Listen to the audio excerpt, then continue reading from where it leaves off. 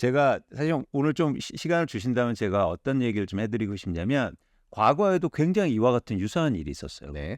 그래서 사실은 그 시장의 변화가 과거를 보면서 저희가 좀 예측해봤으면 좋겠다 그런 말씀을 좀 드려봅니다. 그래서 요걸 한번 보시죠. 왜냐하면 실거래가를 보셔야 여러분들이 좀 더 직관적으로 이해가 되실 거예요. 보시는 건 올림픽 패밀리타운의 30평형대 실거래가 변화인데요. 2007년부터 2013년까지의 지속적인 변화를 보실 수 있습니다. 네. 그래서 제가 요걸로부터 잠깐 같이 보면서 네. 말씀드리면 2006년도부터 2007년도에 가격이 크게 상승하죠. 네. 그죠? 그러다가 2008년도에 가격이 폭락합니다. 폭락하는 수준이에요. 근데 잘 보시면 저 때가 금융위기 때였어요. 네. 그러면서 가격이 떨어지죠. 근데 어떻습니까? 2009년도에 다시 가격이 빠르게 상승합니다. 네. 그러다가 올랐다가 다시 2012년, 13년까지 지속적으로 상승하지 않습니까? 아예 하락하지 않습니까? 네. 자, 요 패턴을 여러분들이 기억하실 필요가 있는데, 그러니까 일단 우리가 과거를 잘 보실 필요가 있는 게 사람은요. 그러니까 결국엔 시장은 사람이 움직이잖아요. 근데 과거하고 지금 경제 여건이나 뭐 공급 세대나 아니면 자산 여건 이런 건 다 달라졌죠. 그런데 사람은 안 바뀌었어요. 그죠? 10년 전이나 20년 전이나 누구나 내 집 마련하고 싶어 하고 그리고 돈 벌고 싶어 하고 이런 사람이 안 바뀌어서 자산 시장을 잘 보시면 과거의 이런 흐름이 똑같이 재현되는 경우가 상당히 많습니다. 특히 부동산 경우에. 네. 그래서 다시 한번 보여드리면 저는 지금의 상황이 이 2009년도하고 굉장히 유사하다고 봐요. 여기요. 네. 네. 그런데 결론적으로 어땠습니까? 오르다가 빠졌잖아요. 네. 굉장히 단기적으로 하락하고 더 크게 하락하는데 이 2009년도 상황을 한번 말씀드려 볼게요. 다음 장 보시면 2009년도 상황입니다. 2009년도에 가계대출이 증가하면서 수요가 증가해요. 네. 그렇죠?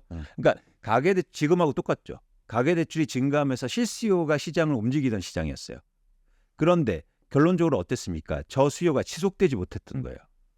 그러니까 시장의 변화를 일으켰고요. 근데 왜 저때 실수요가 일시적으로 시장에 들어오면서 가격을 올렸냐? 그 이유가 있잖아요. 두 가지 이유가 똑같습니다. 지금하고. 첫 번째는요. 부동산 규제 완화예요. 당시에도 보면 저희가 부동산 규제 완화라는 게 3종 세트인데 네. 첫 번째는 대출 규제 완화가 있지 않습니까? 네. 그 당시에도 대출 규제가 완화가 돼요. 두 번째가 세금 완화지 않습니까? 그 당시 종부세라든가 양도세 중과가 유예돼요. 지금하고 똑같죠. 네. 세 번째는 뭐가 있냐면 개발 규제 완화가 있어요. 대표적으로 재건축 규제 완화. 재건축 규제 완화 그 당시에 2009년도 전에는요. 재건축을 하려면 안전진단을 2회 받았어요. 네. 예를 들면. 네. 그런데 2009년도 1회로 줄어듭니다. 그러니까 지금하고 똑같아요. 대출 규제 완화해 주죠. 그다음에 세금 완화해 주죠. 네. 개발 규제 완화해 주죠. 재건축 활성화 이런 대책 나오죠. 그런 정책이 막 발표되는 거예요. 근데 공교롭게도 이렇게 정책이 완화되면 누가 심리적으로 불안하냐면 무주택자들입니다. 그러면은 가격이 오르는 거 아니야? 이렇게 우려하면서 대출을 일으켜서 집을 사기 시작하죠. 그게 2009년도하고 지금하고 똑같은 현상이에요. 또 하나 당시에도 주택담보대출이 급격하게 하락합니다. 거의 1.5%포인트 하락하는데요. 일시적으로. 그러니까 금리 인하 기대감이 커진 거예요. 그러니까 대출을 받아서 집을 사는 사람들이 많아진 거죠. 그래서 집값이 떨어지다가 2009년도에 일시적으로 올랐어요. 근데 이게 지속됐느냐? 아니었다는 거죠. 왜냐하면 실수요나 지속 가격을 올리면서 살 수 없다는 겁니다. 네. 계속 대출이 일어나고 시장 상황이 받쳐주지 않으면. 그런 상황에서 저는 지금 2024년도 지금이 2009년하고 굉장히 유사하다고 판단해요.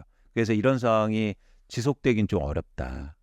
네, 오히려 이런 상황이 되면서 좀 사실 전 짧은 일종의 가격 하락 구간을 예상했거든요. 그런데 굉장히 오랫동안 가격이 하락할 수도 있겠다. 과거에도 그랬던 것처럼 한 2010년, 11년, 12년, 13년 이렇게 4년 동안 하락하거든요. 그러니까 그럴 가능성도 있다고 보는 거죠. 실수요자들이기 때문이요. 실수요자들이기 때문에 계속 가격을 올려가면서 살 수가 없다는 거예요. 그럼 지금 갭 투자나 이런 전문적인 투자 자금은 안 들어오고 있나요? 안 들어오죠. 안 들어옵니다. 그러니까 왜 안 들어올까요? 그 지점에 대해서 이제 고민할 필요가 있는데 왜 안 들어오냐면 쉽게 말해서 돈이 안 될 것 같으니까 안 들어오는 거예요. 그리고 오히려 그래서 매물을 저희가 관심 있게 봐야 되는데 매물은 사실은 투자자의 동향이거든요. 그러니까 투자자들이 매물을 쉽게 말해서 늘렸다가 줄였다 할 수 있잖아요. 근데 지금 매물이요. 지속 증가하고 있어요. 수치로만 보면 매물이 서울의 아파트만 보면 8만 4천 건에서 8만 1천 건으로 줄었습니다. 근데 그건 준 게 아니에요. 늘어난 거죠. 왜요? 5천 건이 거래됐거든요. 그러니까 5천 건이 원래 빼졌으면 7만 9천 건이 됐어요. 쉽게 말하면. 근데 8만 1천 건, 2천 건이 됐다는 건 사실 그만큼 더 매물이 증가했다는 겁니다. 근데 왜 집을 갖고 있는 사람들은 왜 팔려고 할까요? 네. 그건 뭐냐면 가격 상승에 대한 기대감을 그렇게 많이 갖고 있지는 않다. 오히려 지금이 기회라고 생각할 수도 있다는 거죠. 그래서 이런 시장의 변화를 저희가 보면 저는 2009년하고 굉장히 유사하다. 그래서 2009년도에 한번 송 기자님 그때 당시에 기사 한번 보실래요? 네. 당시에 기사 한번 볼게요. 2009년도에 집값이 막 빠지다가 다시 오르잖아요. 어떻습니까? 아파트값 정고점 넘어섰거나 다 갔었다. 이제 강남 아파트 전세 끼고 살아. 지난달 아파트 거래량 폭증. 어떻습니까? 요즘 기사랑 참 비슷하죠. 똑같죠. 네. 똑같죠. 네. 그런데 실제로 그러면 그 가격이 향후에 2009년 이후의 기사를 한번 더 볼까요? 어떻게 기사가 바뀌는지 어떻습니까? 그 이후에 가격은 다시 이렇게 됐어요. 떨어진 뒤에 나온 기사군요. 강남 비싼 아파트 땅 치고 후회하는 사람들. 그러니까 사실은 저는 굉장히 유사하게 봐요. 말씀드리지만. 그래서 지금 막 시장이 이렇게 움직이고 막 불안하고 막 대출이 이렇게 해서 집을 사는 사람도 많아지고 있지만 그 수요자들이 실수요자들이고 사실 그 심리적 경향도 저희가 보실 필요가 있는데 사실 불안한 거죠. 더 오를까 봐. 그렇죠. 그러니까 이 불안한 심리는 지속되지 않는다. 일시적으로 확 시장에 나올 수는 있어도 그게 2009년도의 패턴하고 유사하게 보여진다라고 판단하고 있습니다.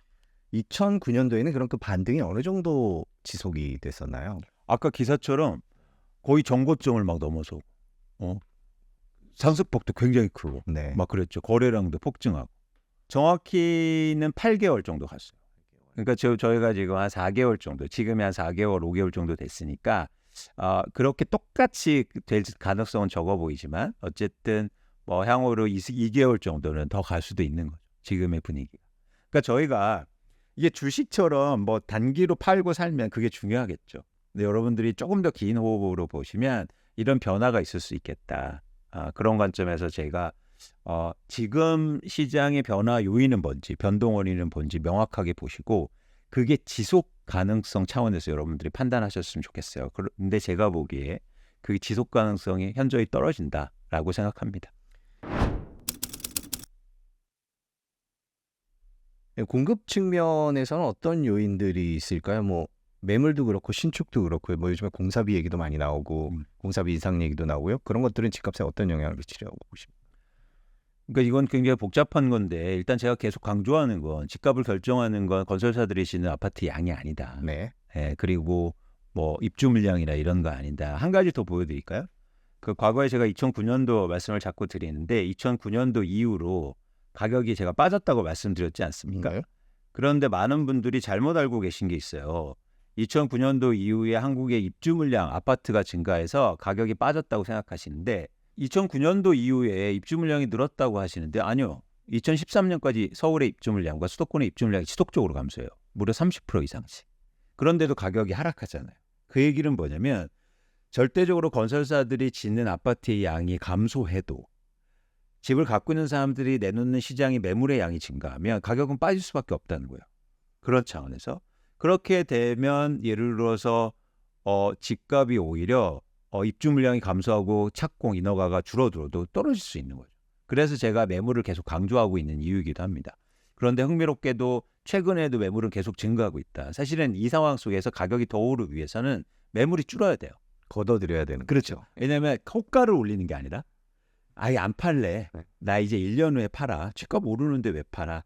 이런 사람들이 많아져야 되거든요. 물론 일부 지역이 그런 지역이 나타나고 있긴 해요. 그런데 전반적으로 보고 서울의 전체 물량은 계속 증가하는 상황입니다. 아까 말씀드렸죠. 그러니까 절대 수준이 중요한 게 아니라 거기다 거래량을 빼야 된다고. 그러면 매물이 증가하는 거거든요. 그런 차원에서는 매물이 증가할 수 있을 가능성을 높게 보고 그러면은 집값이 하락할 수 있는 거죠. 그게 공급 증가입니다. 같이 전세가 지수를 보시는데 네. 사실은 저희가 최근에 뭐 60주 거의 60주 네, 정도 그렇죠. 오르고 있는데 이 전에 69주가 하락했어요. 아, 그 전에네요. 네. 예. 그러니까 전세 가격이 이렇게 급격하게 하락한 경험은 없습니다. 그러니까 굉장히 많이 여러분도 같이 이제 그래프 보실 테지만 전세가가 급격하게 하락했다가 사실 지금 올라가고 있는 일종의 이런 구간은 전 회복이라고 보고 있거든요. 근데 이제부터가 중요해요. 이제부터 전세 가격이 더 상승하면 집값에도 영향을 미칠 수 있고 또 하나 예를 들어서 갭 투자도 증가할 수 있는 건데 그런 차원에서 올해 하반기에 전세 가격이 굉장히 중요해 보입니다. 그런데 공교롭게도 하반기부터 수도권의 입주 물량이 증가해요. 그래서 거의 10만 가구 이상의 입주가 되거든요. 그렇게 되면 전세 가격이 상대적으로 안정이 되지 않을까. 특히 서울 같은 경우에는 한 10월, 11월 경에 또 입주가 몰려 있어서 그런 입주 물량들을 감안하면 입주 물량이 지속적으로 상승하기는 좀 어렵지 않나 보고 있고 또 하나 이제 저희가 이제는 판단하는 게 전세 가격이 오르면 갭 투자가 증가할 거야. 이런 얘기를 많이 하시죠. 그런데 제가 이제 자꾸 말씀드려서 좀 그런데 예를 들어서 2010년도부터 2012, 13년까지 집값이 빠졌다고 했잖아요. 그 기간 동안 전세 가격이 계속 오릅니다. 무슨 얘기냐면 실수요자들이요. 집을 안 사고 전세로 살면 전세 가격 오르지만 집값이 떨어질 수 있다는 거예요. 네. 그래서 그런 차원에서는 물론 전세 가격이 오르는 게 중요하지만 지금의 시장의 상승이 전세 가격이 오른다고 해서 찾지 않습니다. 내 집 마련을 생각하시는 분들은 지금 어떻게 행동을 하는 게 맞는 걸까요? 지금 마음이 급해지신 상황인 건 틀림없는 것 같습니다. 맞습니다. 근데 한번 저희가 진지하게 한번 생각을 해보시죠. 그러니까 뭐 남을 핑계 대지 말고 스스로 한번 저희가 반문을 한번 해보시자고요. 1년 전에 집값이 빠졌습니다. 네. 근데 지금을 집을 사시는 분들은 그때도 무주택자였을 가능성이 있었어요. 근데 왜 그때는 내 집 마련을 급하게 생각하지 않고 지금은 또 가격이 막 오르고 거래량이 증가하니까 대출을 일으켜서 왜 집을 살까? 왜 그럴까? 그걸 한번 고민해 보셨으면 좋겠어요. 그건 뭐냐면 지금의 변화가 막 불안과 심리 이런 것들이 중복돼서 나타난 현상이라는 거예요. 근데 이렇게 심리적으로 움직이는 건 과잉을 만들고 오히려 시장의 불확실성을 키우는 조건입니다. 그렇기 때문에 여러분들이 나는 왜 1년 전에는 안 했고 왜 지금은 너무 사고 싶어 하지? 그 생각을 다시 한번 해봤으면 좋겠다. 전 반대가 되어야 된다고 생각해요. 계속 강조하지만. 예를 들어서 집값이 과도하게 오를 때는 좀 경계하고 집값이 빠졌을 때 내 집 마련하자라는 게 사실은 그런데 이렇게 말씀드리면 야 집값이 안 빠지니까 그렇지 그렇게 계속 오를까 봐 이게 걱정인 거죠. 그런데 여러분들이 경험하셨잖아요. 집값이 빠지는 게. 네. 그리고 저도 이제 오늘도 송 기자님 뵈고 집값이 앞으로 전망하고 뭐 지금이 오르는 이유를 말씀드렸지만 흥미로운 현상이 집값이 오를 때는 수만 가지 집값이 오르는 이유들이 나와요. 집값이 빠질 때는 집값이 빠지는 수만 가지 이유들이 또 나옵니다. 근데 여러분들이 그러면서 심리적으로 너무 동요되지 마시라. 여러분들의 시간을 가지셨으면 좋겠다. 충분히 지금은요. 여러 가지 감안상 주택시장을 받치고 있는 여러 가지 조건들이 상당히 안 좋습니다. 대출이라든지 여러 가지 가계부채라든지 매물의 양이라든지 아니면 그 수요의 구조라든지 지금 예를 들어서 30대가 막 사는 비중이 증가하고 있는데 장기적으로 과연 20, 30대가 어느 정도 이 집값을 계속 밀어올 수 있느냐 이런 것들도 사실 저희가 보실 필요가 있고 그래서 지금 불확실성이 큰 구간이다. 그래서 여러분들이 여러분들의 시계로 주변에서 막 아까처럼 기사가 막 나오지 않습니까? 정보 좀 들었다. 이제 전세 끼고 집 사라. 그래서 거기에서 너무 심리적으로 막 불안해서 행동하신다면 그럼 향후에 전혀 누구도 책임지지 않잖아요. 그래서 여러분들이 그렇게 심리적으로 불안한 걸 조금 좀 진정하시고 뭐 제 말도 들으시고 여러 가지 의견을 들으시면서 행동하셨으면 좋겠다 말씀드리고요. 그래서 어떻게 하느냐 이렇게 질문해 주신다면 저는 집값 다시 떨어진다. 그래서 그때 내 집 마련하시라 이런 말씀을 드립니다. 그러니까 뭐냐면 한번 떨어졌던 시점으로 비슷하게 떨어지죠. 그렇죠? 그래서 저는 2022년 정도의 최대 하락폭으로 떨어질 가능성이 커 보여요. 일단. 그리고 또 하나 굉장히 다른 조건이 있는데 네. 향후로 떨어질 때는 떨어지면서 저렇게 거래량이 증가할 거예요. 점이 많이 찍히죠. 네. 공 기자님. 네. 그래서 저런 시점이 사실 내 집 마련하기 되게 좋은 시점입니다. 저는 반드시 온다. 예. 그래서 여러분들이 특히 무주택자분들은 그동안 기다리셨으니까 그 시간에 대해서 다시 한번 생각해 보시고 그리고 시장에 대해서 좀 면밀하게 보실 필요가 있다. 제가 단언하고 말씀드리는데 빚으로 계속 올릴 수 있는 시장은 없어요. 어떤 자산이고. 예를 들어서 주식시장도 마찬가지입니다. 빚투가 증가하면요. 그럼 빠지게 돼 있어요. 계속 빚을 내서 살 수 없단 말이죠. 근데 전형적으로 지금 한국의 부동산 시장이 그 현상을 보여주고 있어요. 빚으로 끌어올리는 가격이에요. 그게 좋다 나쁘다를 뜻하는 게 아닙니다. 지속 가능성을 전 얘기 드린 거예요. 아니 이렇게 얘기하시겠죠. 아니 아파트를 사는데 어떻게 대출 안 익혀서 사? 대출 안 익혀서 산다니까요. 투자자들은. 전세 끼고 사는데 어떻게 대출이 이래?